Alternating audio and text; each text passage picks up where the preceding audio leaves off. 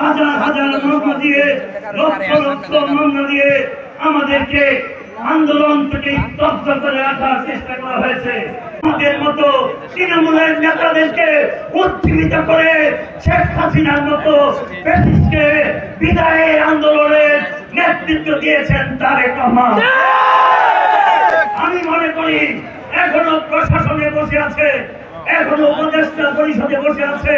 ওই দিন ডক্টর কলিমুল্লাহ এক বক্তব্যে বলেছেন, উপদেষ্টা পরিষদে এখনো শেখ হাসিনার 8 জন ডাক্তি মারা দালাল বসে আছে।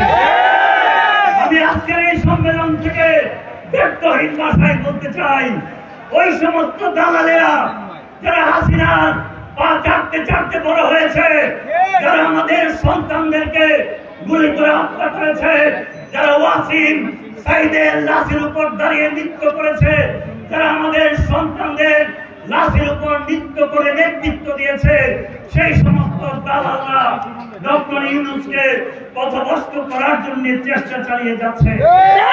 আমি ডক্টর ইউনূসকে অনুরোধ করব, আপনার যখন বিপদ ছিল, আপনার পক্ষে কথা বলার লোক ছিল না, তখন বেগম খালেদা জিয়া বলেছিলেন যে ডক্টর ইউনূসের বিরুদ্ধে সমস্ত ষড়যন্ত্রের বিরুদ্ধে আমাদের প্রতিবাদ আছে।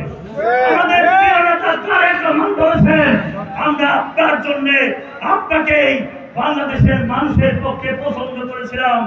আপনি ওই মুনাফেক দালালদের কথা মতে আপনি যদি বাংলাদেশের নির্বাচনের যে তারিখ আপনি ডিসেম্বরে করেছেন, সেইখান থেকে আপনি যদি পিছু হটেন, আপনি মনে রাখবেন আপনার আশেপাশে যে মির্জাফর দালালরা বসে আছে, এই দালালদেরকে উৎখাত করার জন্য প্রয়োজনে আগামী আগস্টের আন্দোলনের সূচনা হবে।